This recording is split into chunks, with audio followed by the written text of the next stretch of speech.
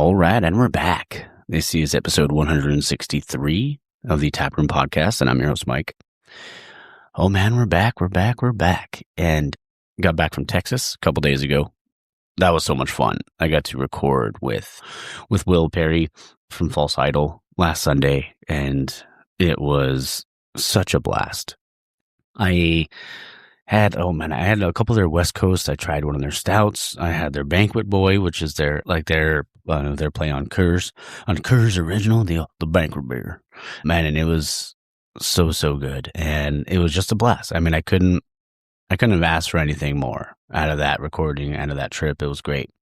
But this week's episode is with my boy, Chris Leguizamon, also known as, goes on Instagram as Chris.thebeereducator. And it was, I mean, we would periodically talk on Instagram and stuff like that. Like, say, hey man, how are you? How are things? But hadn't had like a full on conversation in a while. So it was really cool to be able to talk to him, again and see how he was doing and, just catching up. And it's funny. I think we mentioned towards the end of the episode, it's like, man, we haven't talked in like I said, had a long conversation, like 3 years, but it was like no time had passed. We were able to just pick it up, chop it up, and just have a great time.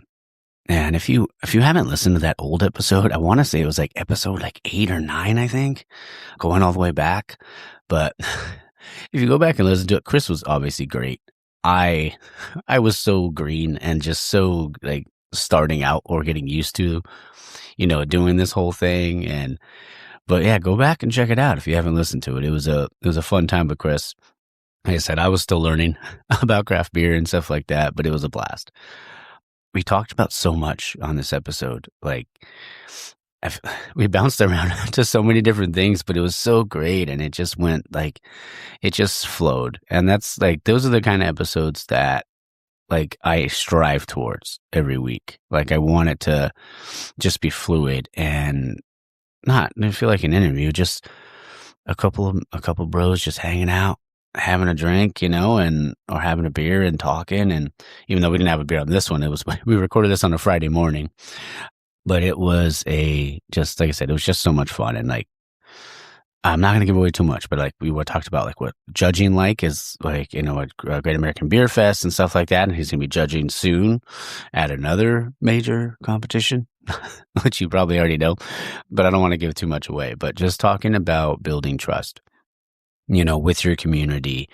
And I wanted to highlight that. I mean, and that's what we talk about that a lot. And it is so important, just educating your beer tenders and educating the people within the industry, because if they can go ahead and, help guide someone along the way to, to the different beers and stuff like that, they will remember that. So yeah, it was, like I said, it was a blast.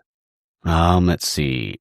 Again, I had a great time with Will over at False Idol, had some great barbecue. I went to Lockhart Smokehouse in Plano, Texas.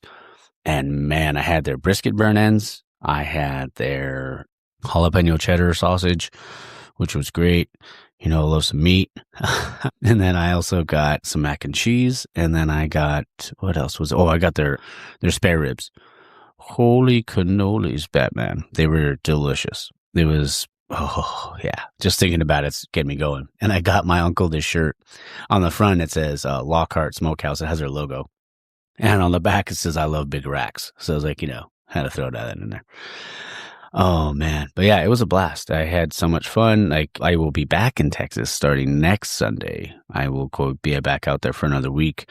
And I was already talking to my buddy, Andrew Crow, down at Howling Rabbit. So I think we're going to do something again because it's been over a year. So got to get back out there and check it out, see how everything's been going. That would have been their 8th or 9th anniversary. I want to say. I'm trying to remember. I haven't gone back and listened to the episode in a long time. So, but yeah, great time.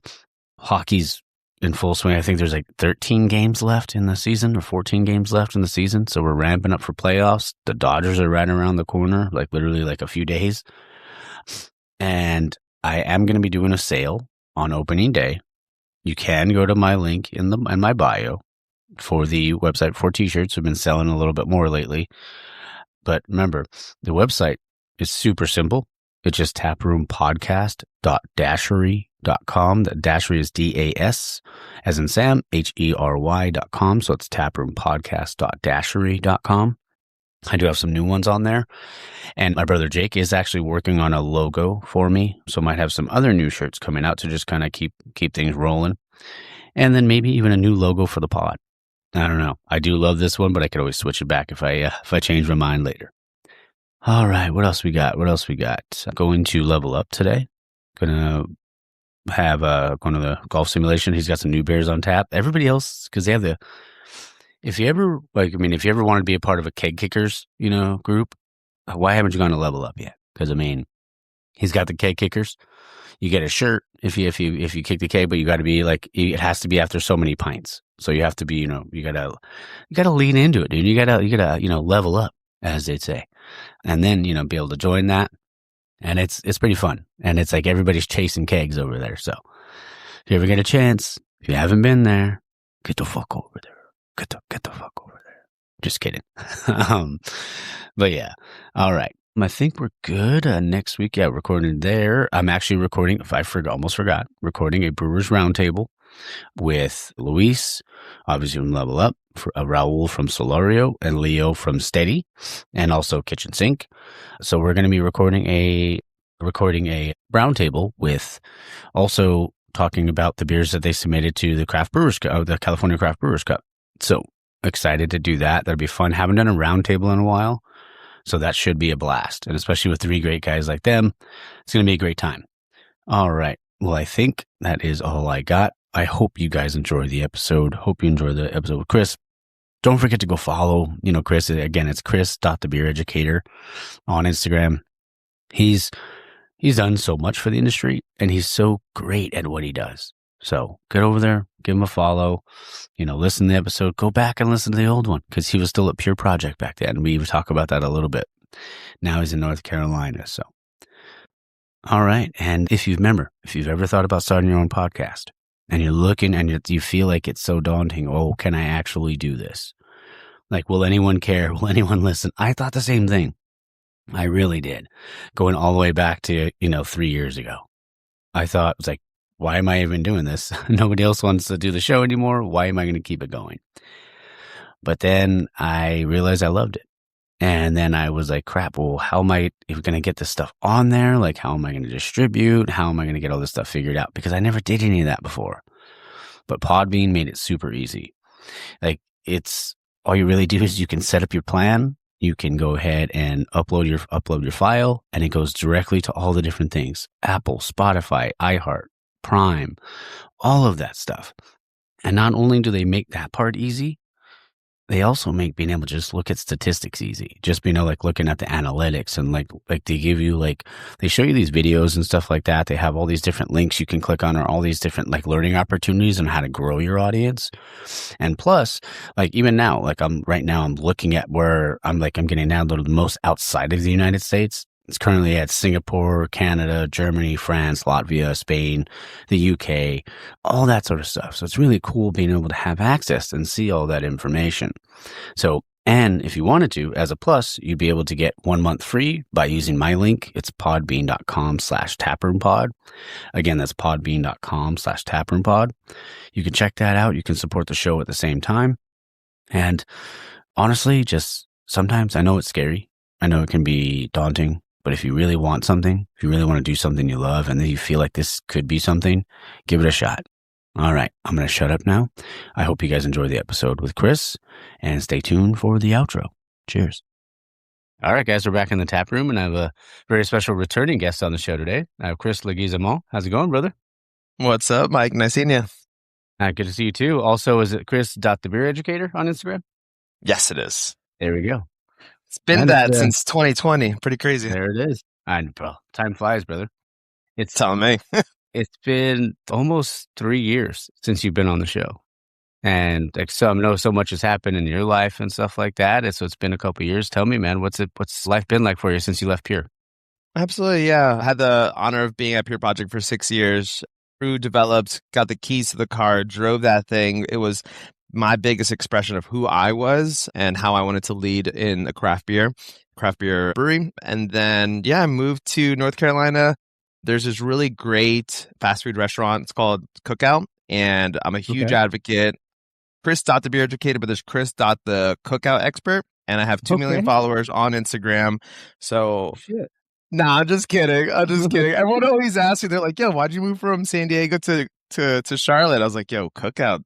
But it's this like greasy burger. It's like $3. Yeah.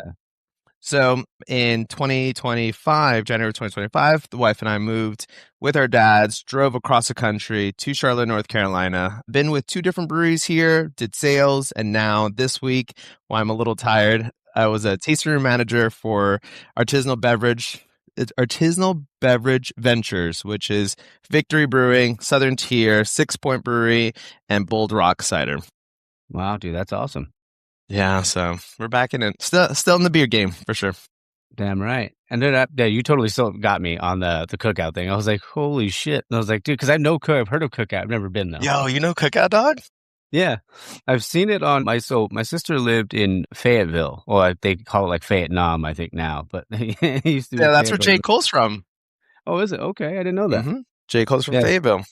Yeah, so we went there one time and it was good. Like I remember eating like I think I had like a chili cheeseburger or something like that from there. Mhm. It was bomb.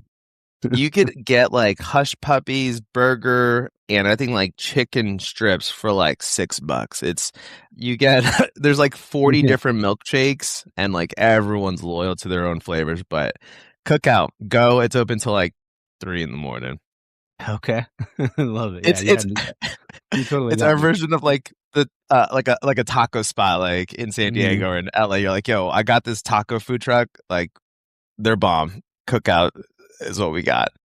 Love that. It's been forever, but next time I'm out there for sure I'll have to go to cookout. I'll take you there. Sounds Straight from good, the dude. airport. Yo, we're gonna go get the greasiest like burger ever. There we go. Greasy burgers and some cold beer, so I'm down. Yeah, let's make it happen. I'm down. So I mean, obviously you've been in beer education for such a long time. Like how's it continued to help you grow? Like or you grow and then also beer education grow throughout the industry? Absolutely. I think it's been a learning curve. So in San Diego, in Southern California, you have passionate, very intellectual beer consumers, Mhm. like you come in and it wouldn't be so there's a big homebrew community, there's an enthusiast community, people know what they're buying. Price Yeah, points are higher. I mean, if you're investing $20 into a 4 pack, hopefully you know like what you're buying, right? So exactly. Southern California, they know what they're buying. You move across the country, North Carolina is made out of mostly transplants. There's a lot of homegrown Mhm. folks here, mostly transplants, and they're just trying to find out what beer's local. So Mhm. you don't have yet a very knowledgeable consumer. So the need for the staff to be as knowledgeable isn't there, if Yeah. that makes sense. Yeah, Like that in makes Southern sense. California, you're matching. Here, you're like, oh, it's good or it's Mhm. bitter or Yeah. or it's local. And I think there's a more of a runway over here. I hope to make a bigger impact. But yeah, it's been a really cool journey. In Pure Project, I was talking to consumers. Mhm. Sometimes we would get like the buyers of sports arenas coming in and we'll do a tasting. Mhm. But here, I was working in sales for a year, and talking to a beer buyer is totally different than talking to a consumer. So, I like, bet. I had to adjust the way I talked, who I talked to, in what state I was talking to. And it's been a unique journey of like everyone's like knowledge about beer or just beverages in general that you just kind of have to adjust and then Of course. slowly elevate, which has been pretty fun. I bet, dude. I mean, and we were talking a little off air, like how, sometimes, like, I mean, just how important it is because if you can guide someone to the right beer, especially a consumer, you'll build that trust and then they'll keep coming back and they'll keep coming back. So the trust is the most important piece. If someone walks into a tap room, I don't know how beer bars do it when they're rotating so many other people's beers, but Oh, when you yeah. walk into, I can't imagine. Honestly, it's Yeah. like, yo, we just brought in like the veil or like this or that. And I'm Mhm. like, yo, how do you keep up knowing who you're serving? but that's a different discussion. But let's say you're coming into a tap room, you ultimately want to feel like that person behind that bar is an expert. They are an expert on the entire experience. If you don't Mhm. feel like they're an expert, then you're just at like a Chuck E. Cheese that has beer, you know? Yeah. So, yeah, just something like that, just something to keep in mind. Like people want to get that experience from an expert that represents the entire company. Oh, for sure, man. So you've been over in North Carolina for over a year now. I mean, I was Yeah. curious, what are some of your favorite like local breweries, or like even have you noticed any trends out there, like in or what's consumed more? I feel like. That's a good question. So, North Carolina, like I said, a lot of transplants, Yeah, still growing and evolving. From someone who came into sales for the first time, which was the hardest transition I've ever done. I Uh, can. dog. Yeah. When you go from like, this is like a 10 seconds segment, but like when you go from people coming into the door, coming into the tap room, hey, Hmm. welcome in. Let me know if you have any questions. These are the beers that we have. We have to goes over there. When you're transitioning from that type of hospitality to then cold walking into like a grocery store, like, oh, hey, is the beer buyer around? Oh, they're here. Awesome. Cool. Let me wait in line. Oh, hey, by the way, my name's Chris. Yeah. Trying to shake hands and trying to like warm them up that way. It was a total different transition. And people don't text you back or email you back, and that's fine. But Yeah. so North Carolina's made it's a growing city. It's a growing state, I should say. So folks from like the Northeast, Chicago, Ohio, Maine, Pennsylvania, New Jersey, like they're coming down. Some people call it like the halfway point between here from Chicago and Florida. So Okay. they end up in North Carolina. The most important, I'm gonna say that important, most dominant beer is called Maine Lunch. Okay. It's a really good brewery in Maine. They're 1% for the planet, just like Pure Project. That beer taps, you're kicking that keg that day. Oh shit. And I was like, Maine? They're like, oh, yeah. And I got Maine Peeper and I got Maine. They have a stout and the sell Wow. uniquely. So that's Maine. Uniquely, other half has an important footprint here in North Carolina. So casually at the grocery store, here are five other half beers. Okay. The Veil, the Veil's here. Also, your favorite chain restaurant, they have Trillium on draft, Wow. and you're like, oh, so like, what's North Carolina beer? And it's kind of difficult.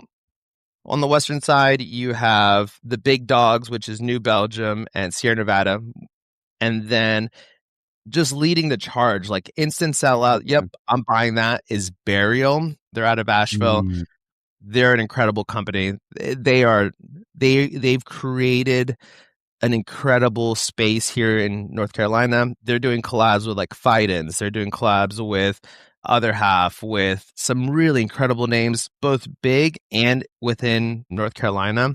And they're creating the beer scene that we love and enjoy and gravitate towards, that artistic, these are the face of the company sitting together talking.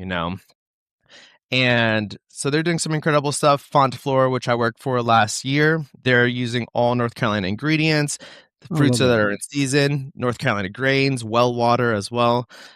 And yeah, like we're starting to grow. They went through the hazy IPA phase, very hard. Juicy J from Legion was an important Hmm. year. And now they're kind of going a little West Coast. Uniquely, not to now, I've analyzed the market so hard. Hmm. Uniquely, Budweiser, Bud Light, Coors Light, Miller High Life, Miller Light, like they're not dominant. It's not That's like good. it in a unique way. Like like Yeah. there's no obsession over the big brands. There's also no obsession over any brand except for Okay. like Burial and Fond du Fleur. So it's just like for me, it's like the table's still set. You can still grab what you want, like you could Hmm. create what you want in this state. And yeah, I hope to create a lasting impact with like education behind the beer. So people are like, whoa, this is different than other breweries here in North Carolina. Let's support them. Yeah, it's almost when they do that double take on the beer, they're like, wait a minute. Like, what is that? Like, I've never had something like that before. Absolutely. And when you like set it up properly and you're like, Hmm. whoa, This is different. Yeah, totally. The way we thought about making this beer, we try to accomplish this. And they're like, oh, okay, I see that. Yeah. Smoothie beers are kind of big right now, ish. Are they? Oh, okay. Yeah, you're seeing them. I was actually at Pure a couple of weeks ago for my birthday, and we went down there and they had a smoothie on. I'm not a smoothie guy, but my brother and not my brother, my cousin got one, and Mm-hmm. she loved it. Oh, I yeah. can't remember what it was though but it was from Pure.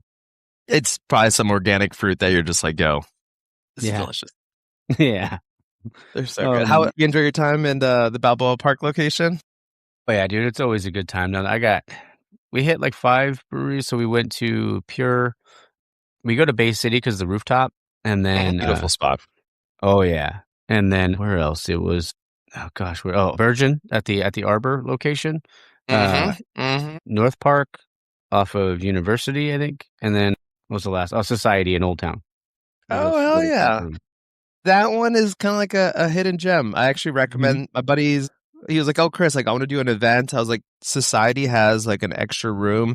My friend, she's a GM, Amber. She worked with me at Pure Project Balboa. But I was Okay. like, "Dude, that Society spot. Yeah. You could ride your bike. You could take the train down. There's Mm-hmm. great food all around. Dude, Simple, it's chill. easy. It's awesome. It's awesome. I Yeah. love that spot Yeah. By the time we got to there, I might have had a few too many. for So, sure. but I recorded little snippets at each brewery, but you can Mm. see like the evolution of me getting hammered as the episode goes on. Is this Yeah. juice? Nah, it's Yeah. smoothie. Ah, Yeah. same thing. Whatever. That's so funny. Oh man. I was curious too, because I mean, obviously, like not everybody uses the same hops, but I mean, I was curious, like, Mhm. if some of your favorite hops right now that are like, some of the floral notes you're getting and stuff like that out in North Carolina. Yeah, uniquely, Citra is still the most produced hop right now in the Mm-hmm. world, if not in the United States. So Citra is still a dominant piece. It's leaning a little bit more tropical nowadays. There are a couple of new hops that you should keep your eyes out. Dulcita. Mm-hmm. Dulcita was recently released. That's kind of in the same lineage as your Sabro or Talus, so that like pina colada type of dynamic. So Mm-hmm. a little bit more milder, a little bit more floral. It's a beautiful hop. I'm excited to see what Dulcita looks like this year. Mm-hmm. Just recently announced is Luna. Luna comes from Okay. Australia. Australian hops haven't been powerhouses. The only one is Galaxy, and Galaxy has kind of gone through its ebbs and flows of Mm-hmm. everyone wants Galaxy. Galaxy hasn't been that great in recent years to now Galaxy is in every beer here in North Carolina. They still Wow. lean very Galaxy forward. Okay. Luna's coming out. So Luna, Dulcita are some of my two favorites that I'm kind of like eyeing to see. Lastly, it's a new wave hop coming from the United States. It's called Crush with a K. Uh, Okay. HBC 586. They finally announced the name. I think it was like 2 years ago now. It was in as experimental for so long. I think it was like 10 years or so. And the reason they didn't give it its name initially was it has both male and female parts as a plant. So you ideally, when you're making hops or growing hops, you want the female plants to be here. You want the male plants all the way over there. And this one featured both parts. So you're like, Wow. oh, it might pollinate, it might have seeds, and it might have like the weirdest cones ever. But it never happened. So if you Dang. ever look at Crush from an artistic point of view, they did this beautiful thing, beautiful like imagery of Crush. And there are the sun and the moon, which is the male and the female, to Oh represent man. its duality. Dude, that's cool. I Nerd. didn't know that. Super nerd. Fucking nerd. Yeah, if I called you a nerd, it'd be like coming from the guy that's nickname was John Michaels because it was his favorite wrestler. So no, I Your wouldn't be favorite able to call wrestler you. is Shawn Michaels? Isn't that the Timu version of Shawn Michaels? Exactly. Yeah. 1,000% accurate. um, Dude, there were some iconic Shawn Michaels moments. That like just yeah. moments of like jumping off cages or off the Hmm. top rope. Yeah. Guy did it all. That's what I say. He's my favorite of all time. Easily. Easily. Yeah. Easily. Easily. Yeah. He's my goat, dude. So World Beers Cup's coming up. Yes. So someone gets to be a judge. Yes. Tell me all about it. It's crazy. I always my favorite thing, if I could do anything in beer, it's judge beer. And I always advocate for other folks to just toss their hat in, get trained, Of course. because you're literally sitting at a table, you're talking to another beer enthusiast, beer professional. You're writing down your notes, you're smelling. All right, cool. Let's talk about this beer. And you're finding that perfect, like we're on the same page. Is it world class? Is it almost there? Is it just kind of halfway there? Or does this still need some work to fit within the parameters of the style?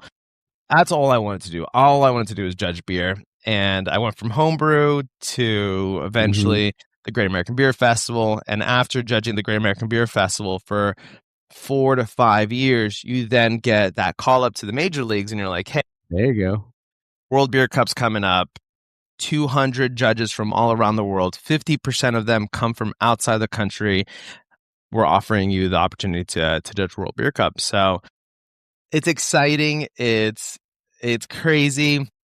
Personally, that opportunity to judge beers with folks outside of the country that you've Hmm. never met ever Yeah. is like, yo, we're gonna sit down and we're gonna talk about like German Pilsner or Dunkel or these styles that they are born and raised in is gonna Hmm. be fun. While like if we want to talk about West Coast IPA, let's talk West Coast IPA for like my Yeah. experience. Hazy, I got you. What part of the region of the United States you want to talk about hazy and how it's Hmm. approached? So it's it's gonna be eye opening. I'm gonna ask a lot of questions and might fanboy a little bit. So it's gonna be really Okay. cool. No, dude, I love that. I mean, because even like, because I mean, this will be your first time. So, like, but what was the, like, even just at GABF, what's the process like direct for that? Like, direct, what's your day look like when you're judging? Oh gosh. Day is a big breakfast, first off. So Okay. there's two phases. One that's in Colorado in the warehouse of the Brewers Association. It's in Louisville, Colorado, maybe like an hour and a half away from Denver. And then the other phase is in Denver, Colorado, right before JBF starts, right? Hmm. So your morning, you go up, you have your breakfast, complimentary breakfast, you get your packet. Today, I am judging these three categories before lunch, and then these three categories are two categories. So it tells you how many entries are in the category, which table you're at, and you're sitting there and you introduce yourself. Awesome. Table captain then reads the style guideline out loud. Are there any questions? Hmm. Cool. Is everyone familiar? Cool. Awesome. We're going to split the table, these three judges on this side of the table, these three judges on this side of the table. And then between you and those three judges, you would get 8 to 12 different beers all Hmm. at once. So they're Wow. laying it out and swirl, boom, boom. You have your notes. Awesome. Where does it fall within like a 1 to 10 within that flight? Hmm. Next beer, boom, boom, boom. Afterwards, you then kind of elaborate. All right, let's go bottom up. Which ones are the easy ones that don't fit the category right now or Okay. the least strongest on the flight? And then once you get into the middle section, then like that's the meat and potatoes. And you're like, hey, honestly, I was a big fan of the aroma. I think it had a little bit more balance and I think it fit the style a little bit better. And yeah, there's a little bit of arguments. You kind of set your ego aside. You really try to lean in and listen to others. But you go from, let's say, like light, easy drinking beers like Kolsch's, then you go into like strong pale ales. And then maybe right before lunch, you might get like stout or like imperial stout or barley wine. And then you have your lunch, you reset, kind of shake it off, and Yeah. then you do the same thing over again. It's not as intense as like going to Bay City all the way to Society, but I Hmm. mean, you only drink just this much. Yeah. But But I'm it's always curious, dude. Like because of that, it's like obviously I was curious about the pours, but you said it's not too bad. But like on that final table or something like that, or like when you're like trying to narrow down the like between gold and bronze, like what's that like? What's the good approach for that? question. It's it's intense. It's intense. And especially once you gravitate towards an entry and you're like, Hmm. you have, and more importantly, like for folks that are doing this for the first time, especially for metal rounds, write down your notes and say, this is the one that I really want to advocate towards. If not, you kind of get washed through the current, and then you're like, oh, this Gotcha. is gold, and you're like, sure. I think this one was better. I think this one, and I should have checked my Yeah. notes. I should have advocated. Mhm. So open discussion is always great. We were doing a category last year. It was hazy. I won't identify which type of hazy category. And it was 6 of us. And there was one that kind of stuck out. Like it had almost this like intense like blackberry jam. Like it was so distinct that it almost felt semi-artificial. And we're just like, it's unique. Is it because it's unique it should be in the top 3, like should get a medal? This is like the final 5. And we like elaborated, we talked about like the astringency, like that like greenness of hazies. Revisit. Okay, well, which one's the most intense in the aroma? Is the aroma one of the predominant features of a hazy? And then we just said, okay, let's get a re-pour. And when you re-pour it, they just say, hey, this is A, B, C, D, E, and F. You no longer have, you go blind Gotcha. once again. Wow. And you're like, okay, based off this re-pour, where are we at? And it's so much fun, but judging with like quality control of like Paps for American Light Lager, I sat there and I was like, dude, this is a masterclass. Like I wrote down what I thought was great, and then I wrote down like what she said, and I was like, and like Highland Park, like Bob was on that table, and the owner of Cloudburst, yeah, Cloudburst in Seattle. Like I sat down, and I was like, dude, I wish I was a fly on the wall, but I'm actually a judge on this table. Yeah, and it was a beautiful thing. But they go through such a hard process. Like beers go through such a hard process. I think it's still up to the industry and breweries. If they win that medal, elaborate. If you know the process through this, elaborate. We went through vigorous multiple tables, blindly tasting through some of the best beers in the United States, if not the world, to get to this point. Elaborate. Yeah. Don't just get your medal and say, yo, we got the medal. Sick. Yeah. Oh man. Elaborate. Sure. Yeah. Pull back the curtain. Show what's happening. Add context to it. Yeah. I mean, and like it's always, especially like I bet like, you know, for someone that's never won or anything like that, I'm sure like the elation, like the feeling, maybe some they don't always know what to say, but yeah, dude, talk about it. Like enjoy the moment. Absolutely. It's like we look at the Olympics and we're like, boy, I could probably run faster than that. Or like, or whatever it may be. But yeah, I love the story, and craft beer is story driven. For that Olympic gold medalist, like they have been training since they were 7, you know, like the sacrifices, the refinement as a person, like all of that adds up. And when NBC or whatever does like a small segment of it, like this is their journey to the Olympics. Yeah. That's what you'll talk about, not just like, hey, they won gold, you know? Well, for sure, dude. And like that's what I've always wanted this show to be, like they're about whoever's brewery or yours or like anybody's journey, you know, about like how they got to where they are. Because 100%. that's what it's all about. Yeah. It's all about the journey. Oh, and you got my boy Kevin. My boy Kevin of Highland Park. Yeah, that's the homie. Oh, he's such a good dude. We had such a fun time that day. Because that was my first time ever going to Highland. I'd had their beer a bunch, like Timbo and all that, but it was my first time ever going to the brewery. No way, dude.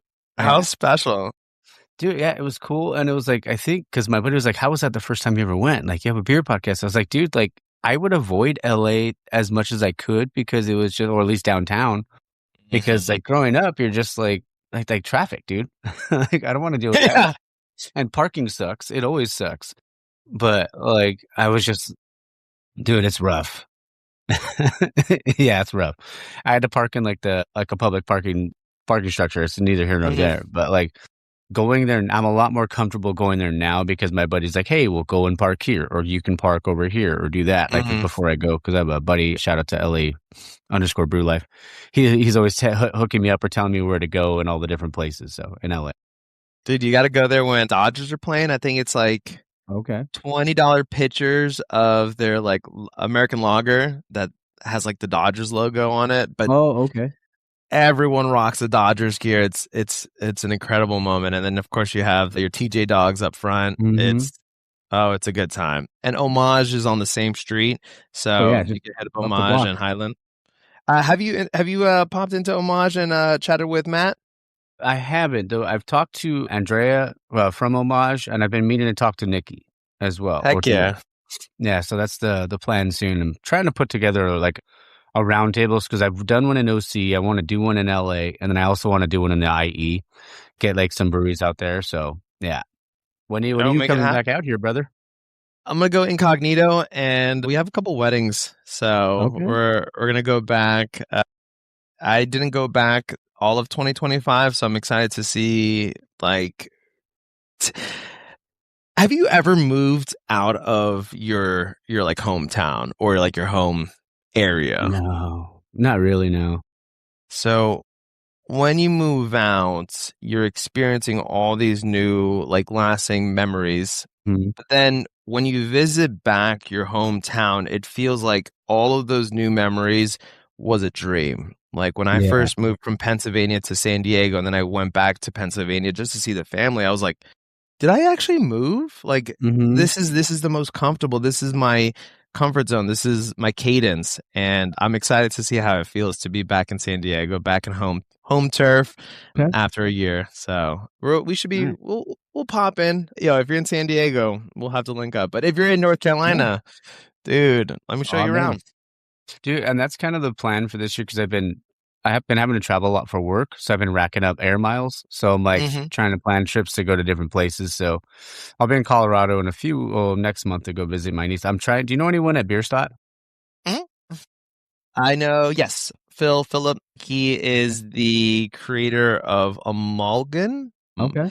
They make some killer beers. They actually brew on the Bierstadt system. They've won awards for their Hoppy Pilsner, their West Coast Ooh, Pilsner. okay. They used to make barrel aged sours, but easily that's an easy contact right there. And I'm a big fan of Ashley. She's the head brewer, her and Bill, but I haven't had the courage to say, "Hey, my name's Chris," just yet. That's all good. Yeah, and I'm gonna be reaching out to because when I'm in Denver, I want to try to. I'm hoping I get someone from Bierstadt on, and then whoever else, and then like somewhere probably Red Leg in Colorado Springs, but we'll see. Are you familiar with Cohesion? Eric Mm, of Cohesion, Czech I, Lager. He's always open. He's a good friend of mine. He okay. worked at Allagash Ooh, and he damn. cut his teeth there. He's super smart and then got completely inspired by Czech beers. And he goes once a year back to the Czech Republic just to see if he's close to what he's trying to achieve. And he is Gotcha. as nerdy as possible. And the facility is I love that. the I'm best. so down. Staff is so knowledgeable. It's as authentic as it gets. It's Okay. Bierstadt and Cohesion. Those are my top two. I'm gonna have to raid your contacts list for episodes. for Easily. potential guests. Easily. Let me know. You're doing I great work, by appreciate it, the brother. way. Thank you, brother. I appreciate it. This next segment's one of my favorite segments that I do on the show now. It's called the 4-pack. It's what's one beer that never leaves your fridge because you're constantly restocking. Tough question. Have you answered this question, or have you answered it just off top? Like, have you answered your four? I haven't. I don't know if I've answered this one. I mean, because it would depend. Because I'm going to different breweries, I'm always like reloading new beers. But there is one. There's a dry hop pilsner right now that Drea gave me for Homage, and I've been that in their Kolsch. I've been called Jupiter. Ooh, they just Yeah, dropped that like it was yeah, like 3 months ago, 2 months ago. Yeah, that thing looks. The design's beautiful. dude. Yeah, it's a little like the skinny 12-ounce can. It's really, dude. They're both so good. I've been crushing way more of those than I probably should be, but I'm like crushing like a 4-pack of each They're during the week. so good. I can only Oh yeah, imagine. Homage also does. They used to. It's called like City Lager, which was like a rice lager that they had, and it was yeah. primo. I'm in the same boat, so I Okay. constantly have things rotating. Now that I work for Victory Brewing, Prima Mhm. Pills, which in Okay. my opinion, Prima Pills, you have Pivo from Firestone Walker, like those are Mount Rushmore of German-style Pilsners made here in the United States. Prima Pils has been up there. Besides that, it's constantly rotating. Burials, Imperial Stouts, like those full-body decadent stouts. Like, I always have one in the fridge just in case, like, I want to pop something. And what else do I normally have? I have a lot of non-alcoholic beers. I went through like a non-alcoholic Belgian kind of thing, like Le Chouffe, Delirium makes one. And it was just like that cool expression of non-alcoholic beer, which I thought was pretty fun. Halfway Crooks, dude. Halfway Crooks I love out your of hat. Atlanta. Yeah. Okay. The Bierstadts, the Cohesions, the Halfway Crooks, Notch Brewing out of Salem, Massachusetts, like some of the best lagers in the country. And we get most of them readily available here in North Carolina. Love that. I'm trying to plan a trip to Boston sometime in September because I want to go to Treehouse so bad. Yeah, honestly. I want to go to the compound. Yeah, and I hear like no stone unturned. Like it is so thought out. I've only heard incredible things. Yeah. But I've been staring at your hat the entire time because it says lager, lager, lager, lager. Mm-hmm. And I was wondering, I was like, man, what is that? Like who made that hat? But yeah. Yo, name the fit or like explain the fit. I think that's what they do on social media. Who are you wearing on the red carpet? Dude, this is Balenciaga. This is, something casual. Got the Casio. Halfway Crooks released this hat, a lager. This is if you know you're in the industry, you're probably rocking this hat. So I'm just trying to flex and say, hey, I'm actually still part of the industry. But Halfway Crooks out of Atlanta, dude, Belgian Pilsners, Czech Pilsners, they dominate. They are incredible. And their NA stuff, I was listening to a podcast with, I think his name is Chris of Notch Brewing. You had Halfway Crooks, I think his name is Sean, and there was one more person. Master Cicerone, he's like the head of like Abstracts Hops. But they were just talking about like the approach of making non-alcoholic beer, and all their processes are totally different. But yeah, Halfway Crooks. Okay. Halfway Crooks. Love it. All right. So good. So good. I bet. I'm gonna have to try that because I'm gonna be in Georgia sometime in July. And I'm usually go through Atlanta, so I'll probably have to try to get over there. Yo, if you thought LA traffic was bad, well, it's bad. I've been there a couple times, but I've been to Atlanta. Atlanta is rough. Yeah. And that airport is a motherfucker. And it's the busiest airport in the United States. Yeah. Atlanta traffic is rough. And then like if you ever come when you come to Charlotte and they're like, yo, Charlotte traffic's bad. I'm like, yo, it's backed up for like 3 minutes. We need to chill. Yeah. Atlanta was rough. And like just to return the rental car was a pain in the ass. Yeah. It is what it is. If you're ever in Atlanta and you're driving towards like North Carolina, there are a few places in the beer world where you go in and you just like, you feel it, you absorb it, and you're like, this is a special place. Kind of like what a Treehouse is for most of us, where we're like, I want to go to Treehouse. If you're ever in Decatur, Georgia, just like me, I don't know Georgia, like 45 minutes out of Atlanta or maybe an hour. It's called the Brick Store Pub. Okay.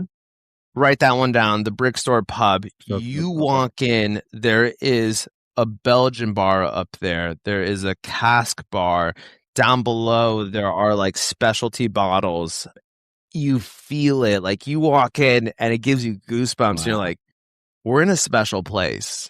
And the Brick Store Pub is one of those. And yeah, it's something special. It's like Philadelphia when you go to the Monk's Cafe in downtown Philly. You walk in and you're like, it's way bigger, but you walk in and you're like, this is intentional, this is well thought out, and this is curated to something that you just want to sit there for hours. The Brick Store Pub, highly recommend. Okay, I have to check it out. I'm sorry, I got us off the rails there. You're fine. Question 2 of the 4-pack is: if you weren't in beer, what would you be doing? And it could be like what you wanted to do as a kid. I wanted to be a ninja when I was a kid. There you go. My dad wanted to be a firefighter. I I've always wanted to the future. The future is an important place, so Yeah. you always have to think about the future. You have to reduce your environmental impact. One thing I wanted to be was working within renewable energy. So I went to school for physics, and I was just like, renewable energy, I think, is the way to go. How do you reduce your impact for future generations? The youth is the future, and yeah, that's what I would have been. That's what I would do, and I might still approach it, but yeah. There you go. How do you reduce your impact for the future and make a better place for this world for future Okay. generations? Love it, bro. So question 3 is, you get to collab with any brewery in the world. Who is it and what would you want to make? The one of them is Homage. Okay. Homage, their anniversary is always in May, or at least their original location. So my wife went to school in Pomona, and I was geeking. I was like, yo, Homage is so good. And she's like, oh, like, I go to Homage. Like, we go to Homage. Like, when I go drive up to Homage, I was like, let's go. And we went there for my birthday, and they're like, hey, it's our anniversary. We're releasing all these strawberry beers. We have this dry hopped barrel aged Saison. And I would sit there at the Pomona location, and I was like, oh my God, this is amazing. And we just sat there. For me, it's Homage, hands down. I have shirts, hats, you name it. I am one of the biggest Homage fans out there. We'll do some barrel aged Saison. We find some like local fruits. My homie actually provided like Buddha hands that he grows in his backyard for one of their barrel aged Saison. I would absolutely lose my mind doing that. It would be like last thing I would do Rodenbach. They're out of Belgium, and just be like, yo, let's do the craziest Flanders red with some like cool dark fruit like blackberries or something cool like that. Yeah, that sounds delicious. That's where I'm at. Okay. Now I was actually talking to my friend Drake, because she gave me the beers the other day. I was like, if you got any spare bottles of robots in the garden, I was like, throw them my way. Let the boy know. Yeah. Put them in the bathroom or something like that, and I'll go into the stall. All right, cool. Yeah. Dude, their stuff's always been great. Oh yeah. It's an expression of there's nothing like it in Southern California, in my opinion. I think Green Cheek does a great job with their Punch-In series. It's a little more milder. There's a nice little acidity to it, but nothing beats Homage, in my opinion, in Southern California. So good, dude. Yeah, so good. Number 4 in the 4-pack is, what's a guilty pleasure you secretly love or not so secretly love? Yo, have you ever had Cookout? Yeah, one time. Gotta love those burgers. Yo, their burgers and their shakes.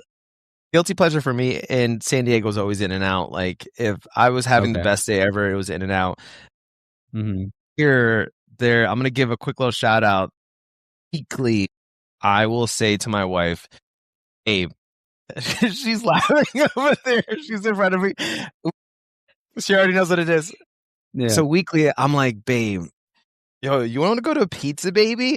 Literally weekly, maybe twice a week. I don't know. All right. Pizza Baby. Shout out to Steven DeFalco. Pizza Baby East is this beautiful little pizza shop, focaccia bread. They do Roman style pizza, which is a little bit of a thicker crust. Yeah. They toss it into the oven. They do the thinner crust as well. They were top 50 pizzeria in the world. Oh shit. Pizza Baby bucks. We also have Bird Pizza. Shout out to Black Owned. Encom is doing an incredible job over there. Bird Pizza. They do this kale Caesar salad that like SZA was hyping up, that Chrissy Teigen was hyping up. So don't sleep on Charlotte food, but Pizza Baby East is my pizza baby forever. God, I want Pizza Baby. It's so good. Hey, I mean, it is Friday night. I mean, it's going to be Friday night, so you might have to go to Pizza Baby. Fridays, I always say this to my wife. I'm like, yo, Friday, let's go grab some pizza. And Platz's, I always suggest Pizza Baby East. Love it. There you go. And that was like a perfect segue, because I was going to ask you, like off the beaten path, like in North Carolina, where should people go? I should go to Pizza Baby. If you're in North Carolina, there's no real lakes. All the lakes you see here in North Carolina, like 95% of them are man-made lakes. And it's so unique. And there were like towns in these valleys. and they're like, "Hey, everyone, evacuate! We're gonna make this into a lake." So Lake Dang. Norman is in the north side of Charlotte. Michael Jordan's mom has like a mansion right there on the Wow. lake, and there's this place called Hello Sailor. They're making incredible food. It's kind of mid-century modern. It is amazing. Hello Sailor, Pizza Baby East. Shout out to Bird Pizza. Who else is? I had said Hello Sailor already. I have my favorites, and there's some incredible beer shops. Carolina Beer Temple. I'm always hyping them up. And Salute, James Beard nominated 13 years in a row, like 13 years running, has this beautiful like Dominican lion flair, but like hip hop driven and an incredible tap list. But Charlotte has some spots. If you ever need any recommendations, just shoot the DM. Okay, I'm in. So it's also, I was trying to remember because we only went to a few places when I was out there. Like we went to Cookout. I went to like Beef O'Brady's, I think it was called. I don't know if that's still around or not. But it was like in Fayetteville. They had some decent wings when I went, I remember. But they had good beer selection too. But that's all I was like maybe 22, I think. You gotta understand, like the lemon pepper capital of the world is Atlanta, and we're so close to Georgia. Yeah. Wing culture is super important here. So, okay, dude, we got wings. We got wings. Okay, all right. I'll have to try out the wings next time for sure. Next, I want to ask you because I know we talked a little bit about it off air, like how kind of where we're at, like where the industry's at. Like, and they're like when we mentioned, there's like ebbs and flows in every industry, right? But I was just kind of curious about like how you're feeling about the state of the industry right now. Yeah, I am oddly still very optimistic. So I was at a Super Bowl party and someone was like, "Oh, hey, like I just started drinking alcoholic beverages in 2015. Just kind of wanted to see what it was all about." And I realized wine, it's so thought out. Everyone knows the growers and this and that. Like the wine professionals know. Sake, they know. He didn't know who I was. He was like, "Why does beer always seem like one dimensional? Like it's just good or it's local?" And I was like, we just haven't invested. So the state of the industry, I'll do like 10 seconds of history of time. It was boots on the ground homebrewers really pushing for flavor, really pushing for tradition, bringing back styles such as the IPA, innovating. And then we like got lucky. I want to say got lucky, and everyone was curious about this hype. It's like Dubai chocolate. And you're like, perfect. I'm opening up my own brewery and I'm just going to also just add money into the hype, right? Yeah. And then there was too much options and people are like, okay, what do I go with? What do I do? What is this? This is just a nice coffee, but like, what are these hops? Like, what is this? And no one was there to answer it. And yes, you have the most powerful computer in your pocket right now, but we failed. We did a disservice to the consumer to not create the story, to not educate, and not to create context for what they're buying. And now that money's a little bit tighter, this is when you're supposed to say, hey, let's create a quick video. Hey, just so you know, this is called Jupiter. Jupiter is a Kolsch style beer. We were inspired by, and you create context instead of buy this now. It's if this interests you and what you want, then you should buy it, Yeah. And they're like, why isn't our beer moving? It's like, no one knows how to talk about it. You just leaned on unrealistic buying habits. So I think fashion goes through that where it's fast fashion and you're like, well, don't worry, it's cheap and it's fast. There's no authenticity. And then you see like really thought out pieces and you're like, I'm going to invest a little bit more into that piece, So yeah, it's like that story. Like, I mean, everything should have a story, right? Like whether it's beer or not. And like, that's where I feel like even the education part, like getting people to understand why it was made. That's where Christy, the beer educator, comes in. That's where I come into it. Yeah. There it is.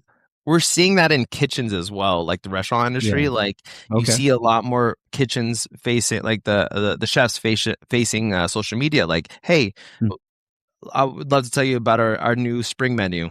Here we're bringing in local pork and we work with this local farmer. Like those stories define you. And that is what, like Applebee's and Chili's, they don't have that.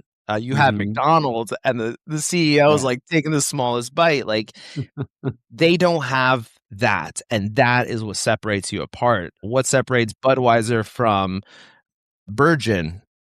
They have a face and they could tell the story. So just be very mindful. That is one of the most critical points that you have as a brewery is you have a story, you have chefs, you can interact with folks. Take advantage of your email list. Take advantage of social media. Exactly. And I get even some, like you've seen some, obviously a lot of breweries close down, but you've also seen the really good ones expand. Mm-hmm. Yeah, very much. I feel like that's part of it too. Like, so people are like, oh, another one closed down today. It's like, yeah, but there's also like everywhere out here. Like they're opening up a Long Beach location. They're opened up one in Portland. Now they sell the one in Orange. So you're seeing like the breweries that are making quality product are expanding. So there's still growth there. Yeah.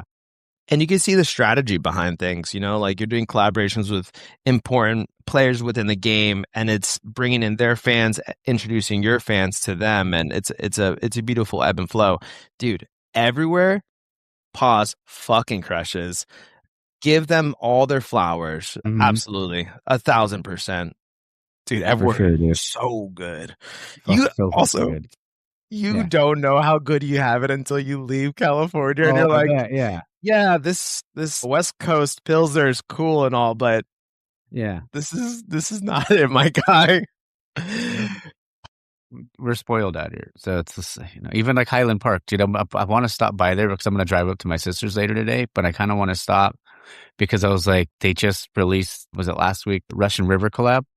Yeah, that was highly anticipated. Dude, so I was like, I need a 4-pack. Like, I need that in my life. So I'm going to have to do that. The Russian River, and I want to give a quick little shout to Russian River, is like, they were always the ones that, like, but you never saw them collaborate with anyone. Like, they were kind of set in their mindset. We're making world-class beer. It's Blind Pig, STS, Rush Pliny.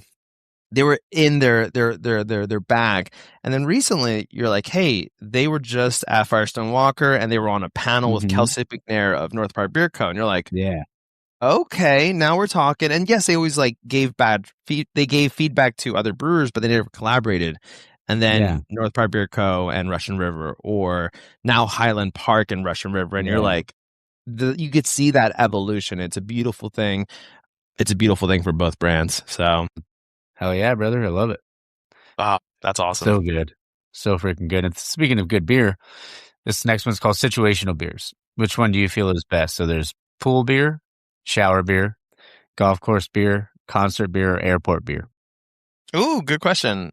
Honestly, airport beer is probably one of my favorites just because I love spending more money than I should. Okay, there it is. Damn, Chris, you flexing. Flexing. No, it's only one and it's a 20 ounce. But it's that moment right before going on a plane, right before a really epic trip. And you're like, I can't wait to see my cousin or my sister or whatever it may be. And you're like, all right, we got here early. Like, let's sit down. There's the gate. Let's relax a little bit. This is going to be one of those. Best airport beer, though, if you're ever in St. Louis, the Budweiser at the airport, St. Louis, where Budweiser's from, makes the best Budweiser. And I would put that beer, St. Louis made Budweiser, against any other lager in the nation. It is a masterpiece, an absolute masterpiece. Okay. Oh, it's so good. I love it. I'm going to have to try that. It's so good. Okay. Go to St. Louis and be disappointed that you're in St. Louis, but then drink a Budweiser. Drink a Bud there. And I was in Milwaukee. When was it? December. And I got to go to the Miller Brewing Tour, and I had a High Life on tap, and I had a Hams on tap, and it was so good. Dude, Milwaukee, Wisconsin. I was in Madison over the summer, and like, these are just lager houses, like Schlitz and like Milwaukee's Best and Miller, and like they've been doing it for so long, and it's so good. It's so good. So good, dude. Like, and it's crazy how good it is. It's like, Because I love hams. Like if I had like a mackerel in the fridge that I keep regularly, it'd either be Banquet or it'd be hams, but hams would be probably take priority. Dude, So, I was drinking hams before. God, now I sound like a hipster. no, you're good. When I grew up in Pennsylvania and I went to college in Middle Nowhere, Pennsylvania, Uh-huh. Shippensburg University, Yeah. we would look as college students. We're like, dude, what's the cheapest beer? And it was like Hams, the beer refresher or whatever it's called. Mhm. And we're like, it's $13 for a 30 rack, or it's Yeah. $13.50 if it's cold, if it's in the refrigerator. So it's 50 cents more if it's in the refrigerator. And me and my boys were Okay. like, nah, save that 50 cent. Yeah. And we grabbed warm in a warehouse warm hams, and we would just like crack open the first one, put everything in the freezer real quick, and then we're like, Yeah. whew, all right. And then once it's cold and you're hanging out, it's a good time. But hams is good. Hams is good. Oh yeah, dude. Was it what is the slogan? Like the land of the clear blue waters or something like that, I think it is. That's on the can. Yeah. My buddy, they used to do competitions, or this is back 2014, 2013.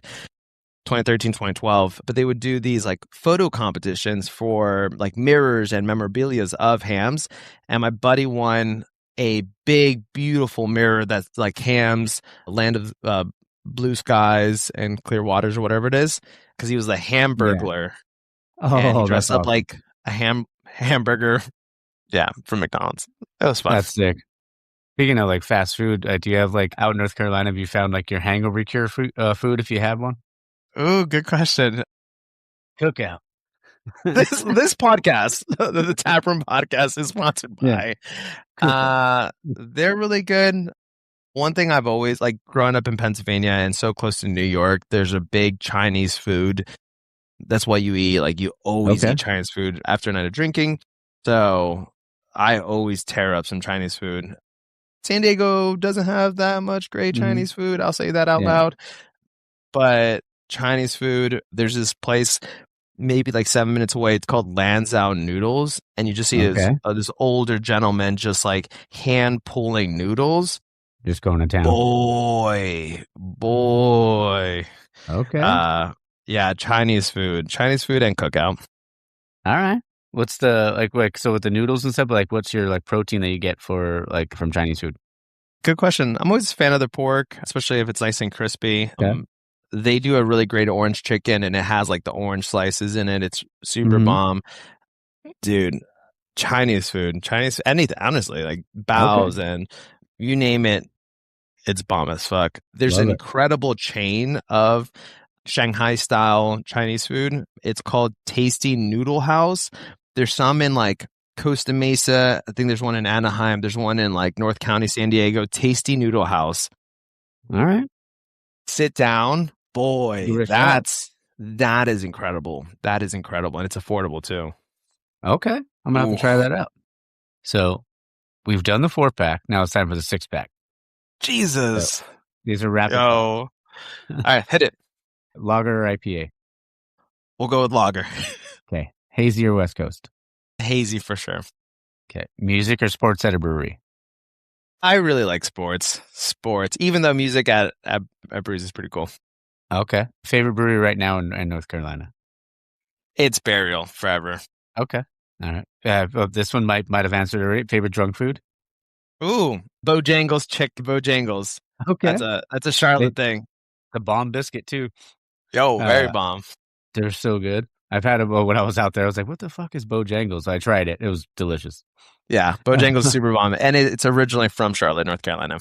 Oh, okay. I didn't know that. There we go. The last one is, if your personality was a beer style, what would it be? I'd probably say, I'm going to just say barrel-aged Saison. I'm going to say barrel-aged Saison. I know I sound like one of the people that only know 3 styles. No, you're good. It's more complex. Up front, you're just like, oh, it's just a pale lager or pale beer. But there's more intricacies to what I can provide. Oh yeah, dude. Love a good Saison or a good wild ale, all that stuff, dude. So good. Mm-hmm. Next question is, if you could have one pint with any historical figure, it could be a celebrity, could be a family member, a sports figure, anyone, who'd you sit at the bar with and have a pint? Is your cousin a Packers fan? Yeah, because he's actually not a Packer fan, the one I went with, but he's a Dolphin fan. But he went, for me, like to hang out with me. Damn, tough life. Yeah. Historical figure, it would be anyone that the Eagles have absolutely destroyed. Okay. I'll just sit there, have a beer, talk trash, and they're like, "All right, well, that was crazy." Yeah. But yeah, I love talking trash against other fans. Yeah, historical figure. Mike, if you're a Packers fan, then boy, let's sit down and have a beer and let's talk about when the Packers they won that Super Bowl. They beat the Eagles in the first round. Vic was hot, and I was like, dude, this is it. This is it. And then fucking Aaron Rodgers, I don't even know when that was. 2010? 2010, 2011, yeah. Mm-hmm. Such a good season for the Eagles, too. Yeah, and it was a great game because I think you guys were driving, and then Vic threw a pick at the end of the game in the end zone, I think it was. But yeah, it was I was like, fuck, like we're gonna lose right now. What the fuck? Like this, like why do they always do this to me? And then they dog or like the Chicago Bears and the Packers, dude. Caleb Williams running. Was that against the Rams or was that against the Packers? That was the Packers. No, I think that one was the Rams. That was the Rams, dude. That game, him running back, and just I've never seen anything like it. I've never ever seen anything like it. Yeah, that was against the Rams. Yeah, I just don't like the Bears, but yeah, the game I went to was against the Bears when he threw the pick in the end zone. So I was like, I'll take that. But then we lost the other game, so it was like, It's also fun to have like a good rivalry within your division. Yeah, everyone's like, oh, like the Eagles are so great, and I'm like, yeah, but like it was cool when like the Cowboys were really good, and we would always lose to Dak Prescott, and you're like, fuck, I just want to beat. Yeah, like the Cowboys. And now now you guys just beat the tires off them every time anyway. So yeah, sadly, and hopefully Jaden Daniels comes back healthier than ever. Yeah, it's an incredible team. Too.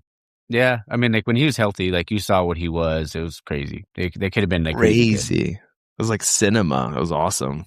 Yeah. Next one, speaking of like whether like not rivalries, but like just great things in general. What's your Mount Rushmore breweries? Ooh, good question. Domestically, it's the people who I worked for. Own Brewing was always, when I graduated college, popped like a Stokasacity. It was like the grapefruit slam, which is just ruination with grapefruit. Like I was like, oh my God, we're opening up Stone Beer, Stone IRS, Stone AleSmith with Speedway Stout, Nut Brown, ESB. Absolutely fantastic. Holy Mountain out of Seattle, dude. They are always, I think they just celebrated their 13th anniversary. They're making really important beer up there. They're incredible. Damn, I don't know. Oh, Live Oak out of Austin, Texas. It's like 10 minutes away from the airport. Their Pivo Grodzki is incredible. Polish smoked lager. They're everything they do. I'm a huge fan of Live Oak. And then last but not least, I'll go Yingling Lager because that's probably what I've drank the most when I'm watching Eagles games and what we get pictures of when I go back home and we get chicken wings and I sit down with a mom and dad. We're probably drinking Yingling. Okay. We definitely are. My mom actually bought me. She bought me like a 12-pack over the holidays. I came home and she was like, "Chris, I brought you a 12-pack of Yingling," and I was like, "Mom, this is amazing." But she doesn't know that they distribute Yingling down here. But yeah, okay, it's a beautiful thing. It's a sweet mama. Oh, she's the best mama. I love it. And yeah, when I was out in Kansas. Well, I went out there to visit my mom, but I was going to say when I was in Kansas to record with Boulevard. But I mean, I mainly went to go see my mom, but I was like, I also get to record with Boulevard. First. We would go to this place called Tanner's. It was like literally across the street from my mom's house, but it's like a sports bar. They always have Yingling on tap. So I'm like, keep them coming. We're going to have Yingling today then, huh? Yeah. Dude, so every time I'm out there, I always got to order it.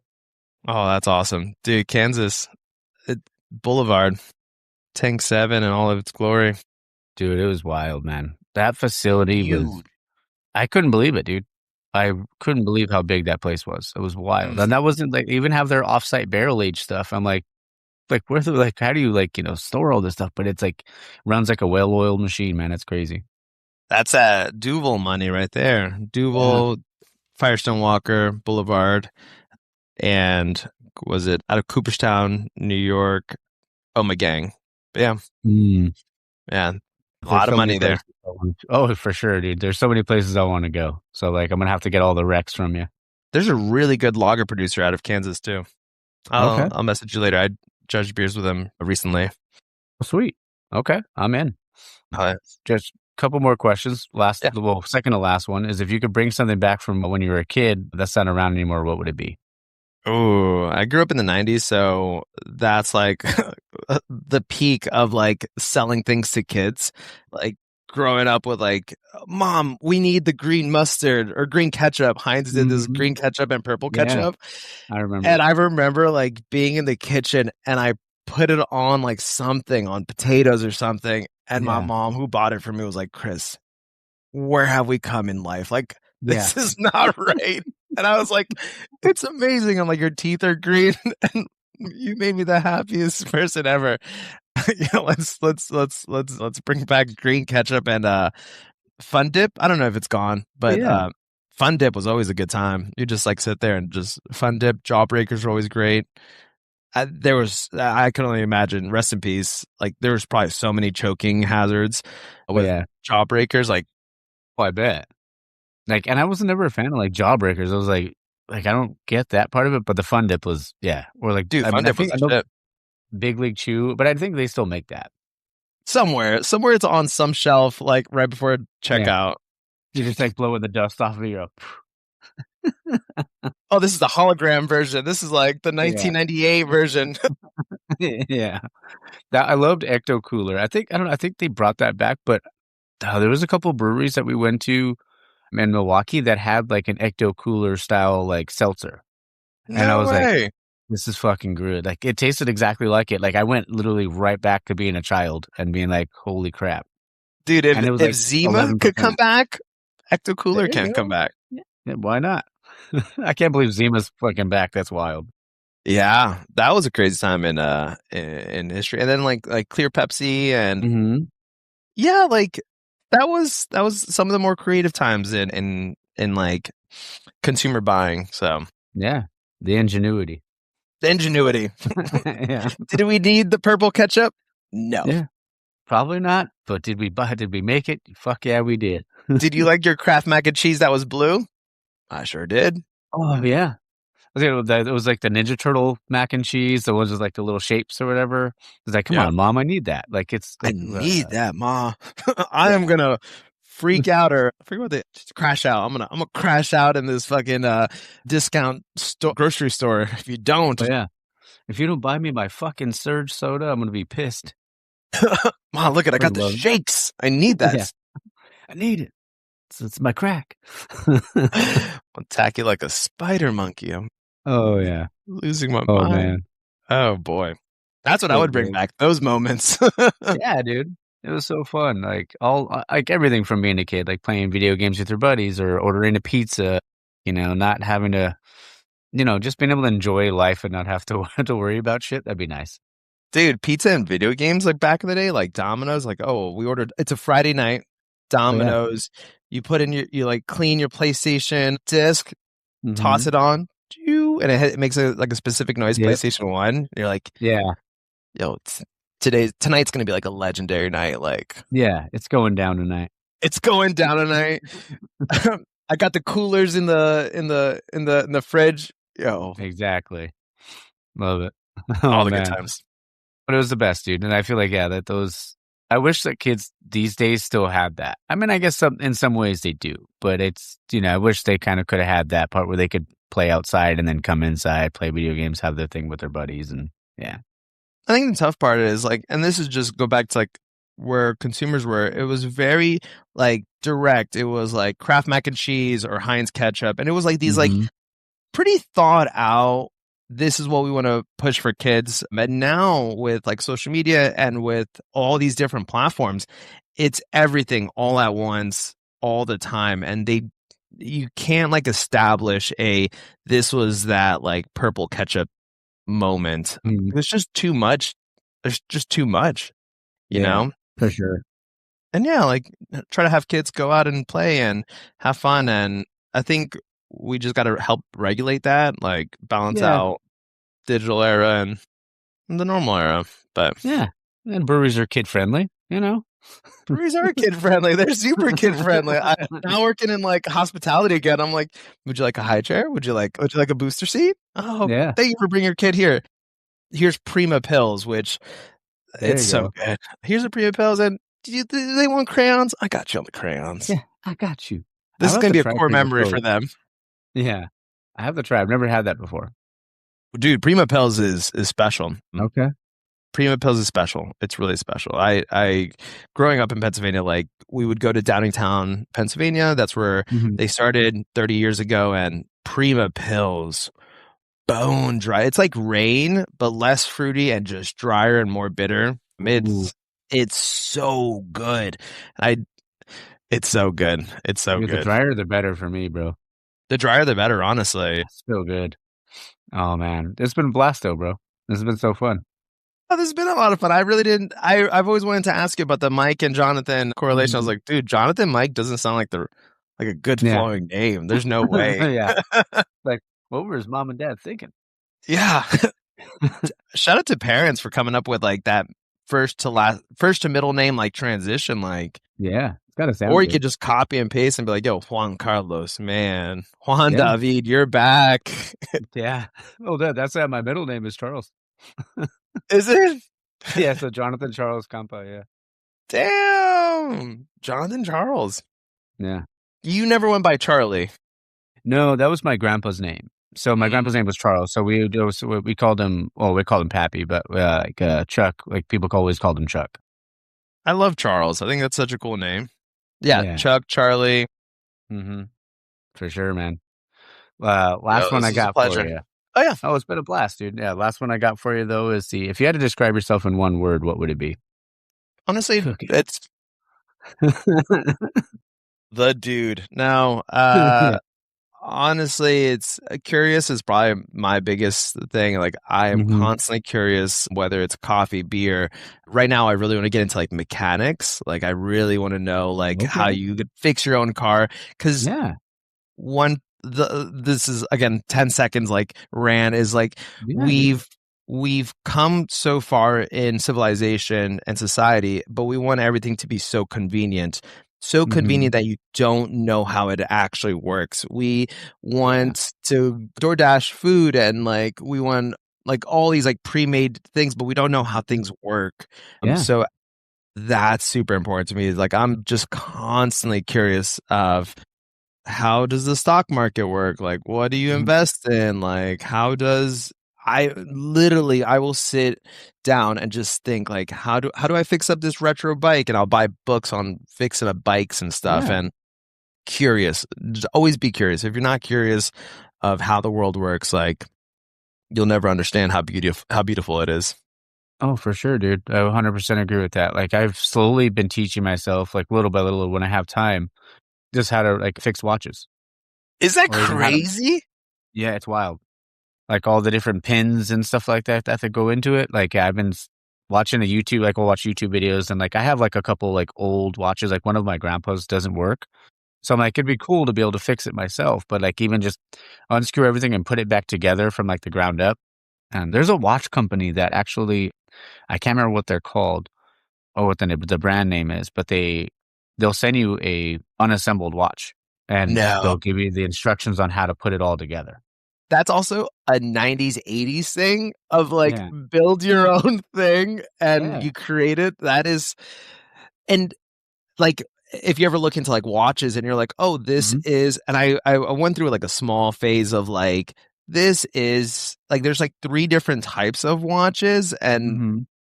and some that you have to kind of like redial every day and Mhm. kind of get that ticking going, but it's really unique and I Yeah. really don't want us to take certain things for granted and Mhm. we're living in a very marvelous time. Like get to know how we got to be this marvelous. Yeah, for That's sure. cool. Best of luck with with that watch. You got to have a steady Thank you. hand. Oh, yeah, and that's the thing I don't. So Yeah. there's There's times when I'm trying to unscrew a thing because I have to get to the battery.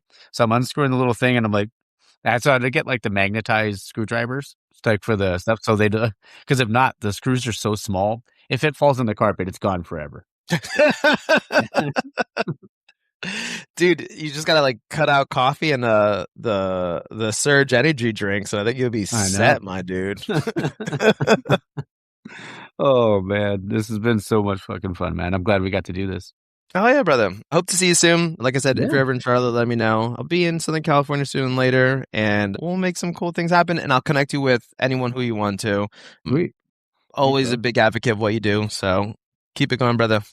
Yeah, I appreciate you, bro. And yeah, make sure you follow it, Chris.thebeereducator on Instagram, and then also his cookout channel. I'm kidding. Yo, people don't know. I have an alias.